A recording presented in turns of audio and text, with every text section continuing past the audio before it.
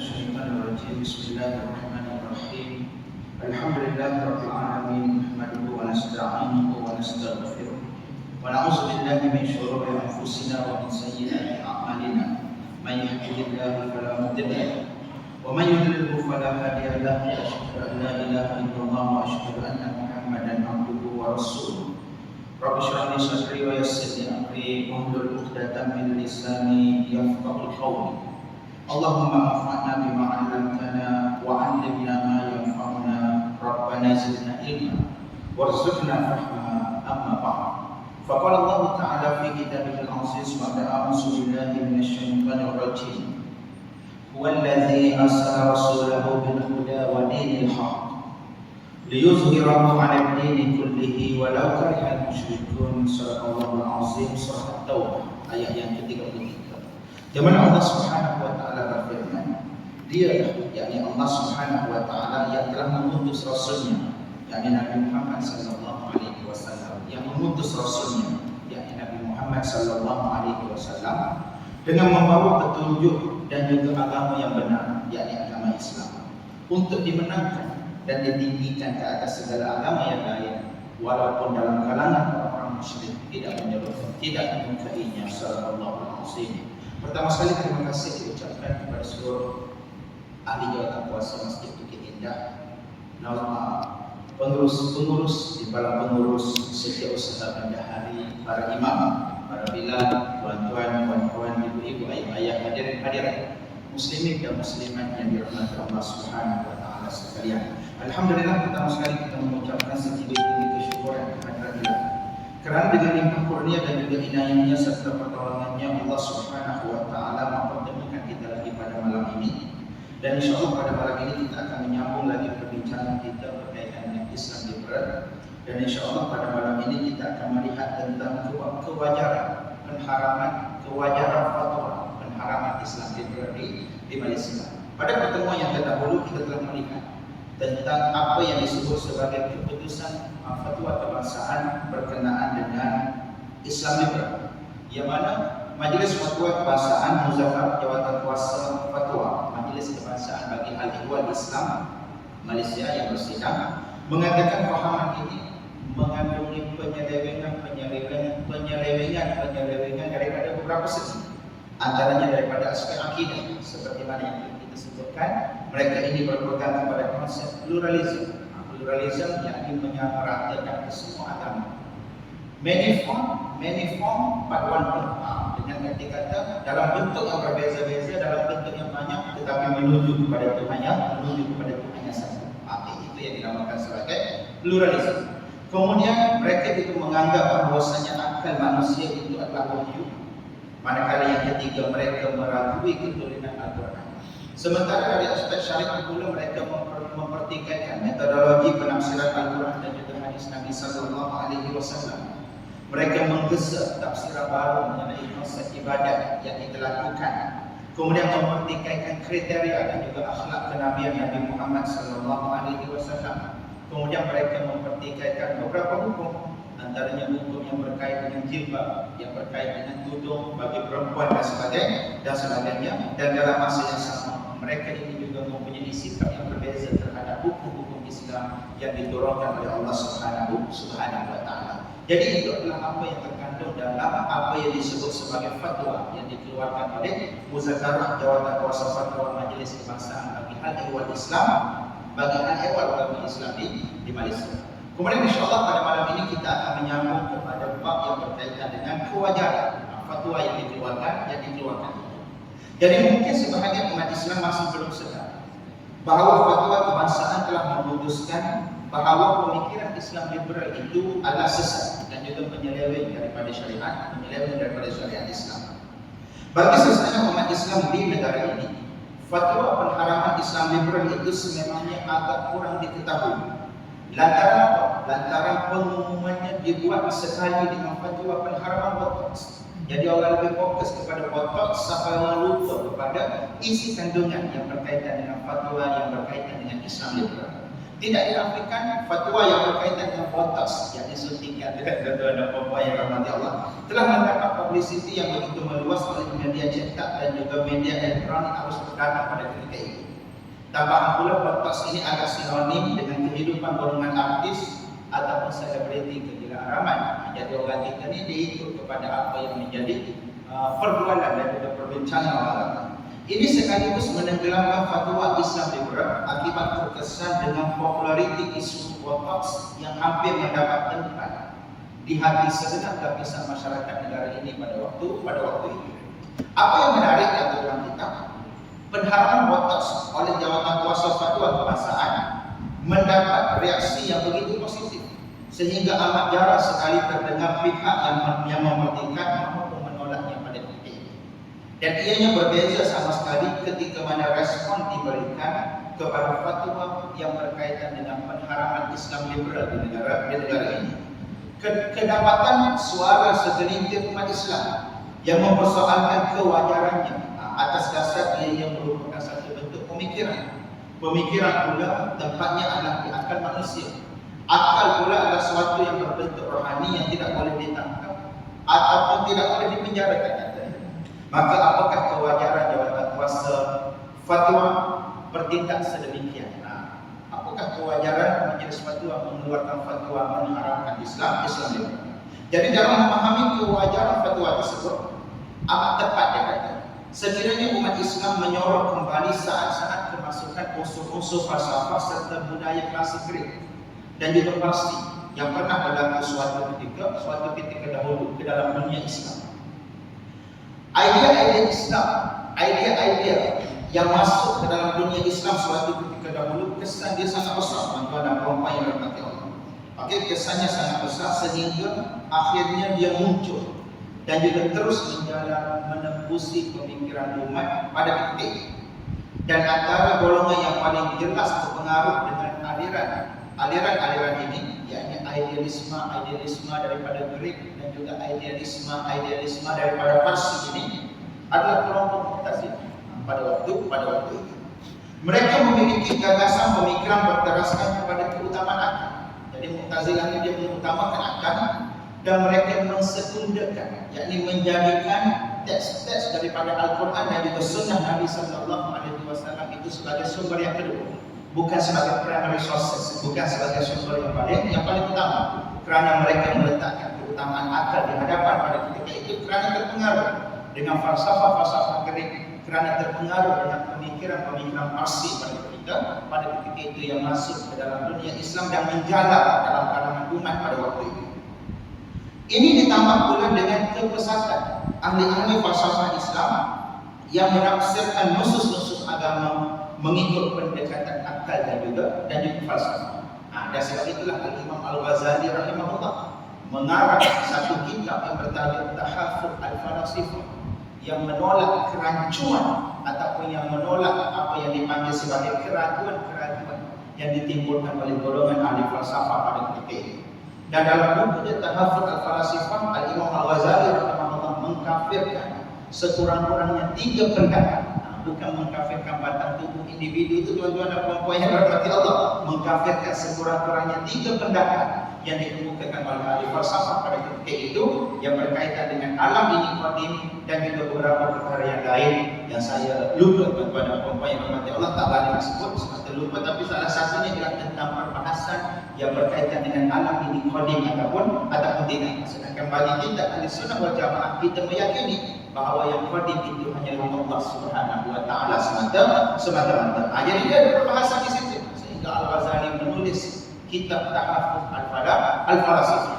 Kemudian kitab Al-Ghazali selepas daripada itu dijawab oleh Ibn Rushd Al-Andalusi yang mengarang kitab Tahaffuz Al-Tahaffuz, menolak kerancuan yang berlaku dalam Tahaffuz Al-Falasifah, sehingga berlakunya pertembungan antara dua ilmu pada ketika itu, ilmu ahlul kalam dan juga ilmu ahli falsafah yang berteraskan kepada apa yang disebut sebagai akal dan juga pendekatan falsafah pada ketika itu. Kita adapun bagi kita, tuan-tuan dan puan-puan yang dirahmati Allah, perbahasan ilmu yang berlaku dalam kalangan ilmuwan kita ambil untuk dijadikan sebagai sumber ilmu, namun dalam masa yang sama kita juga kena memilih pandangan yang betul dan juga pandangan yang tepat yang dikemukakan oleh ilmuwan tadi. Jadi sebab itu juga telah wujud aliran-aliran pemikiran kalam, ataupun teologi Islam yang jelas terpesong daripada manhaj sebenar akidah Islam, seperti golongan Khawarij, golongan Murji'ah, golongan Jabariyah, golongan Qadariyah, dan juga golongan Syiah. Dan mereka ini termasuk dalam kategori firqah ataupun aliran-aliran yang disebut sebagai aliran yang menyeleweng daripada aliran Ahli Sunnah wal Jamaah, Niat mereka baik, niat mereka tulus, niat mereka murni, seperti mana yang disebut oleh Imam Abu Hasan Asy'ari. Tetapi niat yang murni tidak menjustifikasikan, niat yang baik tidak menjustifikasikan kesalahpahaman dan juga tindakan yang mereka lakukan ataupun pemahaman yang mereka lakukan.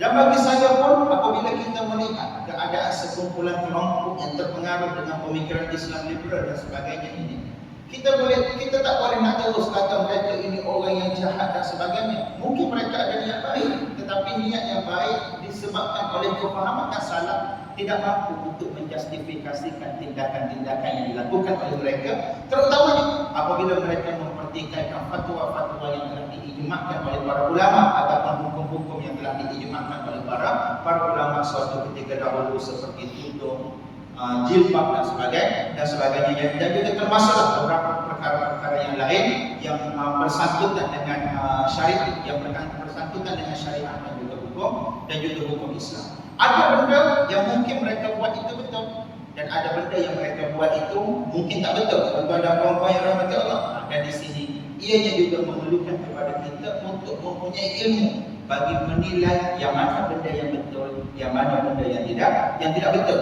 Kerana di kalangan Mu'tazilah, walaupun kita kata dia menyeleweng daripada Ahli Sunnah wal Jamaah, tetapi ada pandangan dia yang diterima oleh sebahagian para ulama Ahli Sunnah wal Jamaah. Begitu juga kelompok Syiah Zaidiyah, walaupun dikatakan Syiah Zaidiyah itu merupakan kelompok yang menyeleweng, daripada Ahli Sunnah wal Jamaah, tapi ada pandangan-pandangan daripada ulama Zaidiyah yang diiktiraf oleh ulama-ulama Ahli Sunnah wal Jamaah, dan ini menunjukkan kepada kita bahawa ulama-ulama kita yang terdahulu, mereka membezakan antara pegangan seseorang dengan pendapat dia yang boleh dianggap sebagai pendapat yang betul dan juga pendapat yang benar. Ada pemahaman dia, apa yang dia pegang, itu salah. Tetapi mungkin dalam apa yang dia pegang itu ada benda yang betul, atau benda yang betul itu boleh kita ambil untuk dijadikan sebagai salah satu pandangan yang boleh diterima. Dia sama seperti dunia barat yang ada pada hari ini. Barat ini kita tahu dia telah kuasa dari segi nilai dan juga moral, tetapi ada beberapa perkara yang mereka mungkin baik dari segi pentadbiran, dari segi yang berkaitan dengan hak asasi dia dan sebagainya. Ada yang mereka baik, tapi apa yang mereka tak baik itu kita tak boleh ambil. Tuan-tuan dan puan-puan yang rahmati Allah, dari segi menjaga kebersihannya, dari segi mengikuti peraturan dan juga undang-undang yang mereka tetapkan, maka itu mungkin mereka baik. Tapi apa yang tidak baik, itu sama sekali kita tak boleh jadikan sebagai tak boleh sama sekali untuk kita ambil dan jadikan sebagai pegangan bagi diri kita. Apa yang menjadi masalah pada hari ini adalah apabila wujudnya kerompangan dalam ilmu, sehingga kita tak mampu nak membezakan di antara baik dan juga buruk, sehingga kita tak mampu nak membezakan di antara perkara yang baik dan juga buruk. Lalu akhirnya apabila kita suka kepada sesuatu perkara, kita ambil semuanya. Apabila kita tak suka kepada satu perkara, kita tolak secara keseluruhannya. Sedangkan hakikatnya di dalam baik itu ada benda yang mungkin boleh kita ambil, dan ada benda yang mungkin kita boleh tolak. Di dalam baik yang disebut sebagai orang baik, bukan kebaikan yang diturunkan oleh Tuhan. Di dalam orang yang tak baik itu pun mungkin ada benda yang kita boleh ambil, dan ada benda yang kita tak boleh ambil daripada diri. Seperti contoh seorang guru, dia mengajar kepada kita ilmu itu betul, tapi soal diri dia, contoh menagih darah, minum ketum, isap ganja, itu adalah kesalahan diri dia. Sedangkan ilmu yang diajarkan itu mungkin betul, yang bermanfaat untuk diri kita, yang kita boleh ambil dan jadikan sebagai kita kata panduan bagi kehidupan kita. Jadi begitu juga dengan Islam liberal tadi. Islam liberal dan juga kelompok-kelompok yang lain yang kita sebutkan tadi, termasuk Khawarij, termasuk Murji'ah, termasuk Jabariyah, Qadariyah dan juga Syiah. Serangan-serangan ideologi dan pemikiran sebegini dia kata akhirnya telah melonjakkan sebilangan tokoh ilmuwan Islam di zaman itu untuk tampil ke tengah bagi menjelaskan ajaran Islam yang sebenar. Lantaran itu lahirlah nama-nama besar seperti Imam Abu Hanifah, yang mana beliau telah menulis satu kitab yang berjudul Fiqhul Akbar dan juga risalah yang diberi judul Al-Bahsu ala Istita'ah Ma'al Fiqh. Kedua-dua karya berkenaan mengkritik penyelewengan fahaman Qadariyah. Qadariyah ini satu fahaman yang meyakini bahawa manusia berkuasa untuk buat apa-apa sahaja tanpa ada campur tangan daripada Tuhan. Manusia boleh buat apa yang dia kehendaki tanpa ada campur tangan daripada Tuhan, without God intervention.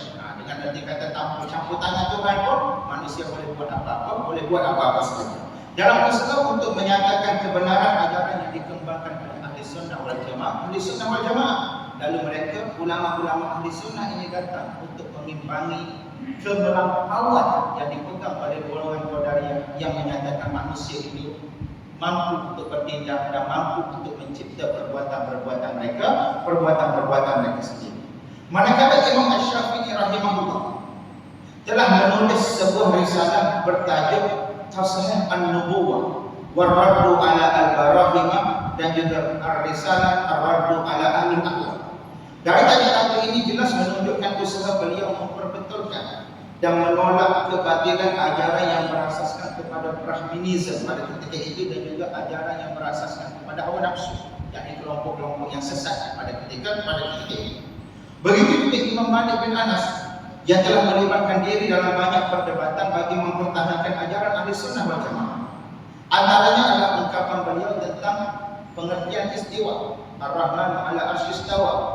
Beliau menjawab istiwa itu maklum, al-istiwa maklum, wa kaifiyatuhu majhul. Cara bagaimana istiwa itu berlaku tidak boleh difahami oleh akal dan juga tidak boleh diimajinasi oleh akal.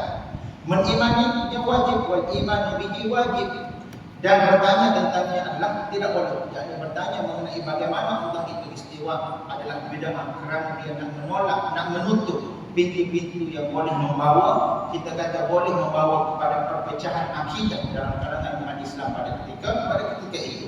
Dan tidak ketinggalan juga Imam Ahmad bin Hanbal yang menamakan bukunya Risalah Ahli Sunnah wal Jamaah. Jadi kandungan buku ini jelas menguraikan akidah Ahli Sunnah wal Jamaah dan pada masa yang sama membicarakan pelbagai golongan yang dianggap menyimpang dan menyeleweng daripada pendekatan pemikiran Ahli Sunnah pada ketika itu. Dan selain itu sejarah Islam juga telah membuktikan bahawa para khalifah Islam pernah mengharamkan bahkan bertindak tegas terhadap pembawa-pembawa fahaman yang menyeleweng daripada akidah Ahli Sunnah wal Jamaah. Sebagai contoh, Ma'bad Al-Juhani. Siapa Ma'bad Al-Juhani ini? Ma'bad Al-Juhani ini merupakan pengasas mazhab Qadariyah yang mengatakan bahawa manusia mencipta perbuatan mereka baik dan juga buruk. Jabariyah berlawanan dengan mereka dan mengatakan bahawa segala-galanya telah diset oleh Tuhan dan manusia ini seakan-akan puppet Tuhannya. Itu adalah pemahaman golongan Jabariyah. Maknanya Tuhan yang mengatur segala-galanya, manusia tak berkuasa apa-apa pun. Itu pahaman Jabariyah berlawanan dengan pahaman Qadariyah. Adapun Ahli Sunnah wal Jamaah dia datang dengan dia kata Ahli Sunnah wal Jamaah berpegang bahawasanya baik dan juga buruk itu Allah Subhanahu wa taala cipta. Kemudian Allah Subhanahu wa taala juga menciptakan kemampuan untuk manusia memilih di antara baik dan juga buruk berdasarkan kepada al-kasbu, berdasarkan kepada usaha manusia untuk membuat pilihan tadi. Dan apabila usaha mereka untuk membuat pilihan tadi betul, maka Allah akan memberikan kepada mereka jalan untuk memberikan kepada mereka ruang untuk berada di jalan yang betul. Dan seandainya usaha mereka itu salah, maka Allah Subhanahu wa taala juga akan membuka ruang untuk mereka melakukan kesalahan. Berdasarkan kepada teori al-kasbu yang dipegang oleh golongan Asy'ariyah ketika mana membahaskan tentang af'alullah dan juga af'alul ibad, perbuatan manusia dan juga perbuatan Allah Subhanahu wa taala. Dan pengajian yang berkaitan dengan af'alullah, af'alul ibad, al-kasbu dan sebagainya ada disebut dalam kitab-kitab akidah, dalam kitab-kitab Jawharatul Tauhid dan juga beberapa kitab yang lain ketika membicarakan persoalan-persoalan yang terperinci berkaitan dengan aliran-aliran dalam Islam. Dan sekaligus menolak pandangan kedua pihak Qadariyah dan juga pihak Jabariyah yang melampau melalui satu site yang mereka fahami sahaja tanpa melihat kepada pandangan yang berbeza di antara kedua-dua kelompok ini. Okey, sebagai contoh Ma'bad Al-Juhani, pengasas mazhab Qadariyah, telah dihukum bunuh oleh Khalifah Abdul Malik pada tahun 80 Hijrah. Pada zaman itu juga Imam Hasan Al-Basri rahimahullah telah mengeluarkan fatwa menegur orang ramai daripada menghadiri majlis yang dipimpin oleh Ma'bad Al-Juhani sambil menyifatkan dia adalah seorang yang sesat lagi menyesatkan, dengan erti kata tak boleh hadir majlis dia, kerana kalau hadir ke majlis dia boleh membawa implikasi dan juga kesan kemungkinan besar lama yang akan terpengaruh dengan kesesatan yang dibawa olehnya pada ketika itu. Tapi mereka tak mengkafirkan, mereka kata sesat ya tuan-tuan dan puan-puan yang dirahmati Allah, kerana mereka masih dalam ruang lingkup sebagai seorang Muslim menyebut asyhadu an la ilaha illallah, meyakini bahawa Nabi sallallahu alaihi wasallam itu rasul yang diutuskan. Mereka juga solat di waktu sebagaimana solatnya orang lain, cuma mereka menyeleweng dalam memahami qada dan juga qadar yang berkait dengan apa yang Allah Subhanahu wa taala ciptakan dan apa yang Allah Subhanahu wa taala jadikan. Kemudian seorang lagi pengikut mazhab Qadariyah yang dihukum mati pada ketika itu adalah Bailan Al-Dimashqi, iaitu dia dihukum mati pada zaman Khalifah Hisham bin Abdul Malik. Pada zaman Khalifah Hisham juga baginda telah menjatuhkan hukuman yang sama ke atas pembawa mazhab Jabariyah, iaitu Ja'ad bin Dirham pada tahun 120 Hijrah. Kemudian Jaham bin Safwan, iaitu murid kepada Ja'ad bin Dirham, juga menerima nasib yang sama apabila dia juga dijatuhi hukuman bunuh pada zaman Bani Umayyah atas arahan Gabnah Roshan pada tahun 128 Hijrah, kerana pemikiran dan juga fikrah yang menyeleweng yang dibawa olehnya pada ketika itu boleh memberikan kesan yang buruk kepada umat Islam secara keseluruhan. Manakala pengharapan buku ataupun kitab, ia sememangnya tidak berlaku pada zaman awal penulisan ataupun pengarangan kitab, memandangkan ia tidak begitu relevan dilakukan oleh pemerintah pada ketika itu. Okey, ini kerana pada zaman tersebut belum terdapat sebarang bentuk teknologi percetakan, tetapi yang wujud hanyalah penulisan yang berbentuk salinan dengan menggunakan tulisan tangan. Maka oleh sebab itu tidak heranlah kenapa buku golongan-golongan yang sesat dan juga golongan-golongan yang dianggap menyeleweng ini sampai juga sehingga ke hari ini.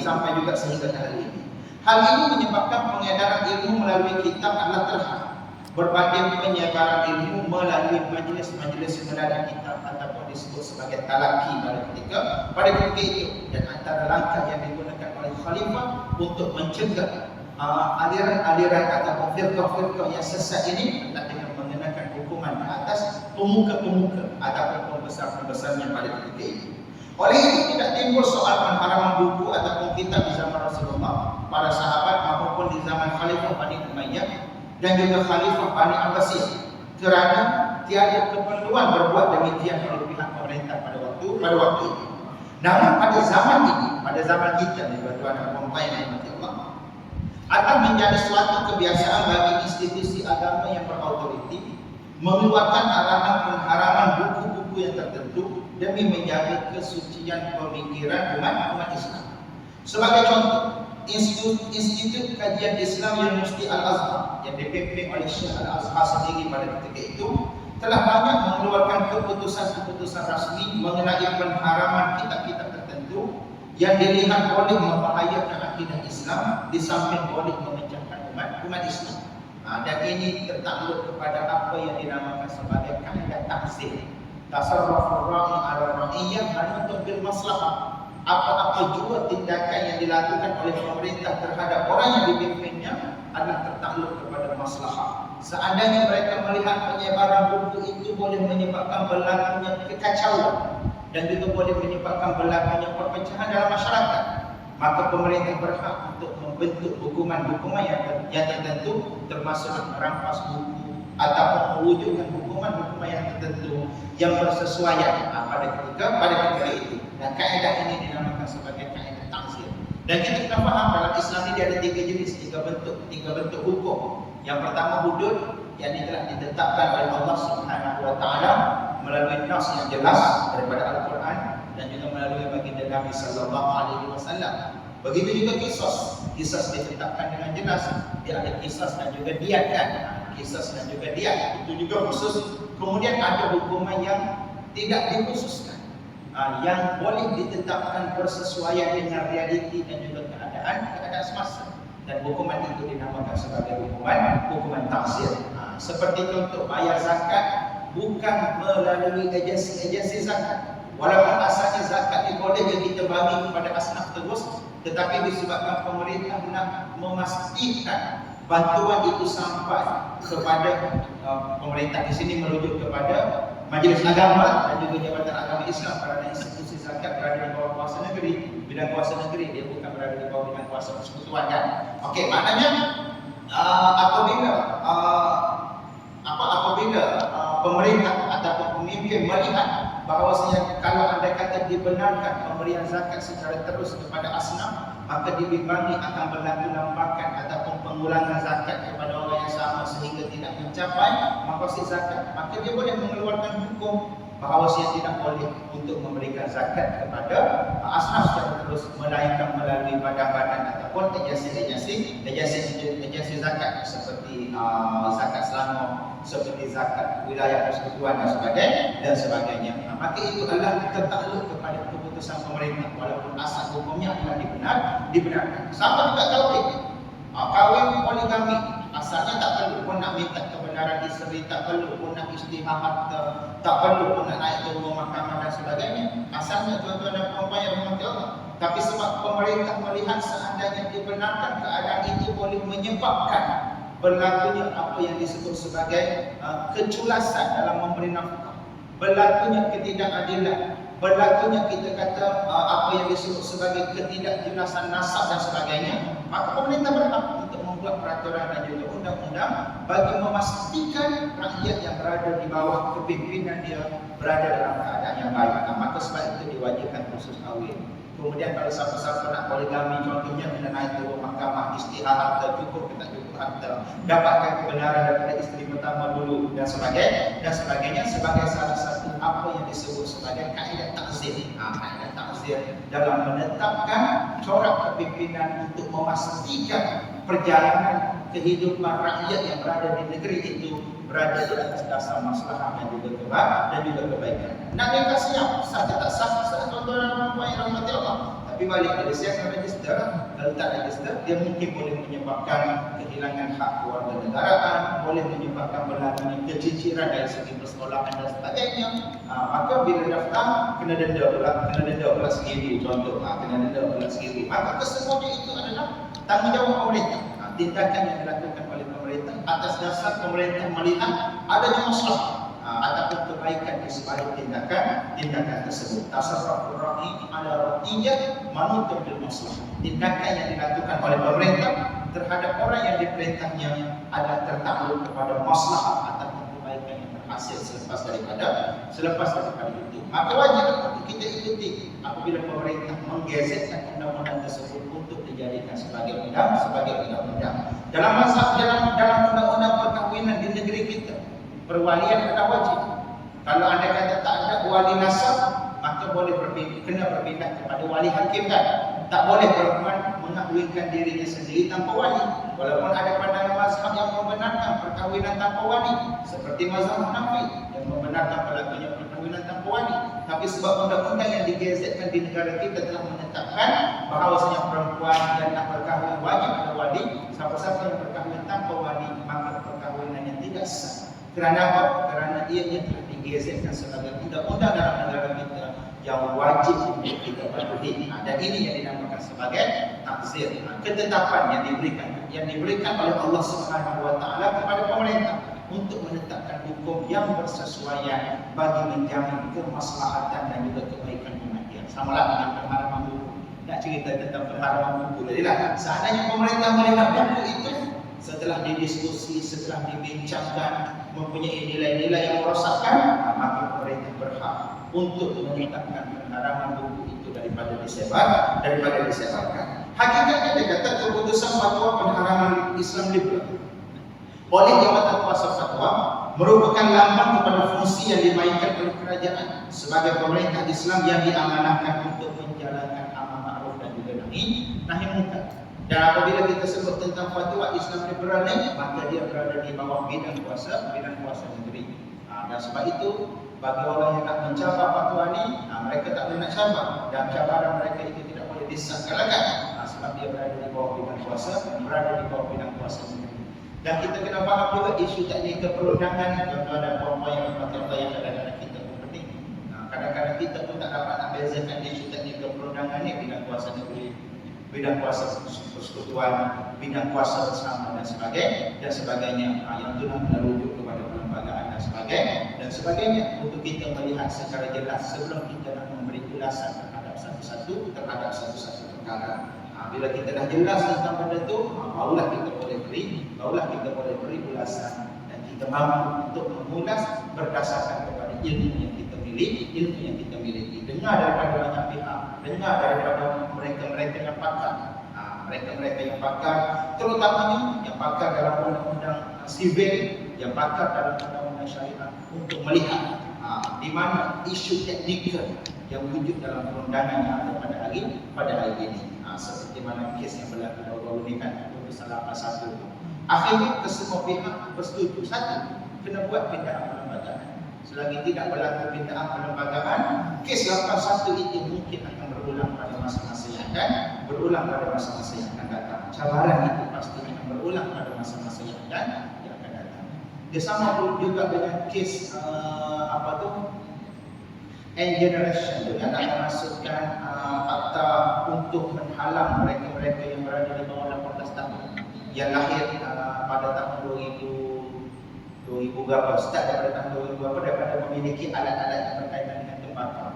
Peguam negara kata kena buang klausul. Sebab kalau anda kata dimasukkan, ia terdedah kepada cabaran, dan apabila terdedah kepada cabaran, mungkin perkara itu akan diisytiharkan sebagai tidak sah dan juga tidak berperlembagaan. Kerana kita ada satu dokumen yang dianggap sebagai dokumen tertinggi dalam negara ini, iaitu Perlembagaan Persekutuan.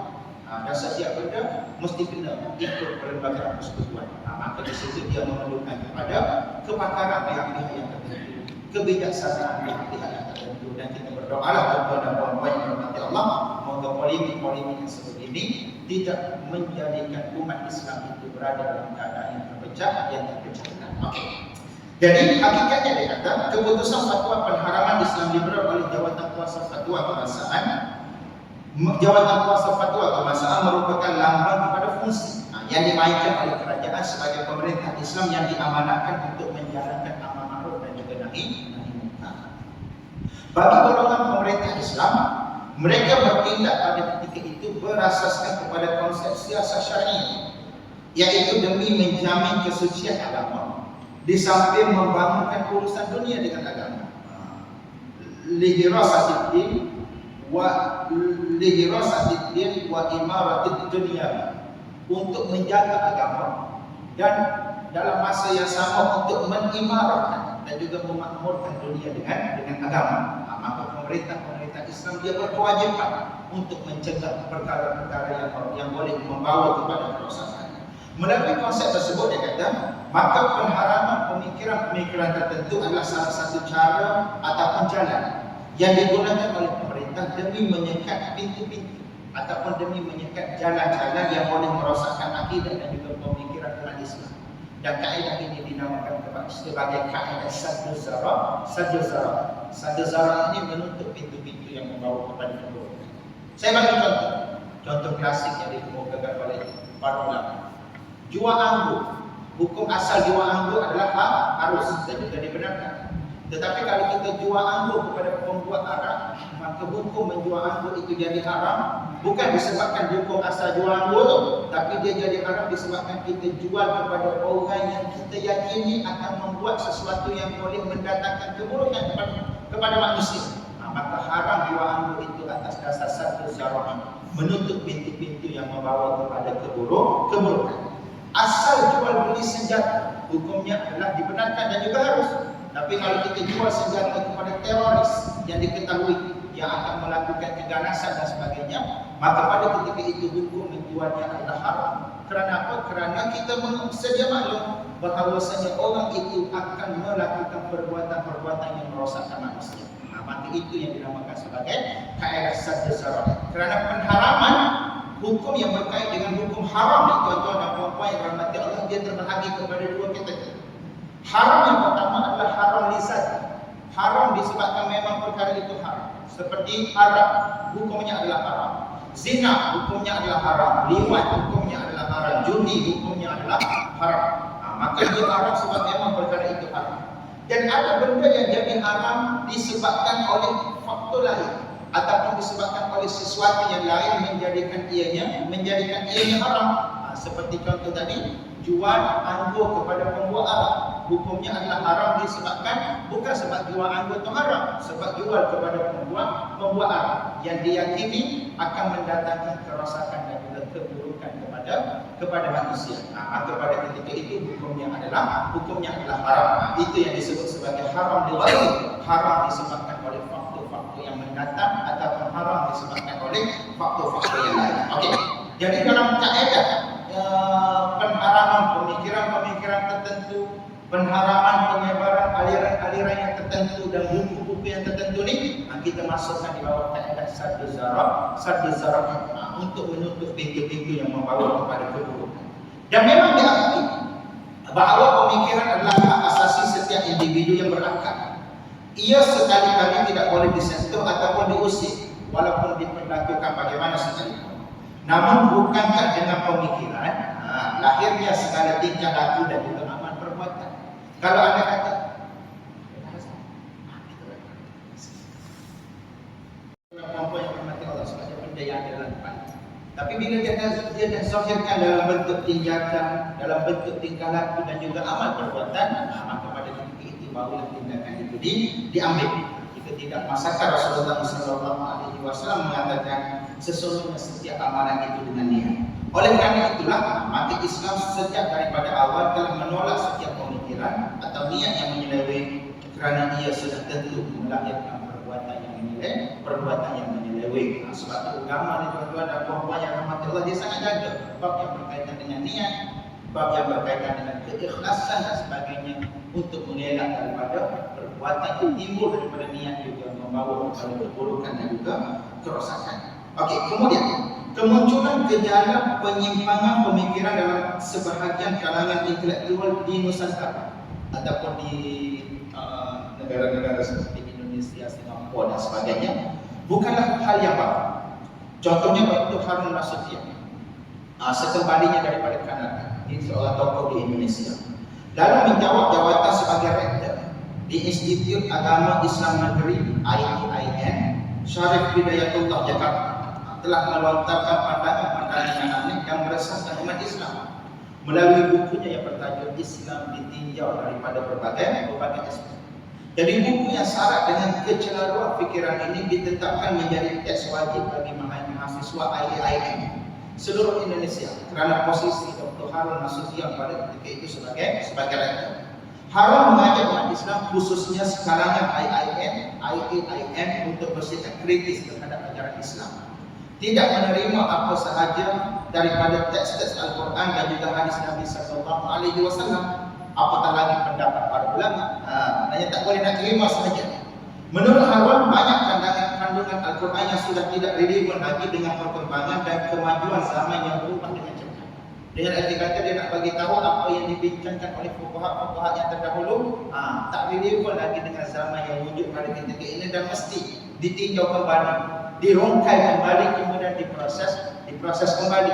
Dan daripada dia inilah lahirnya beberapa tokoh yang lain selepas daripada itu, lahirnya beberapa tokoh daripada kalangan tokoh-tokoh Indonesia, tokoh-tokoh liberal Indonesia yang berani untuk mengemukakan idea-idea yang berkait dengan Islam liberal ini.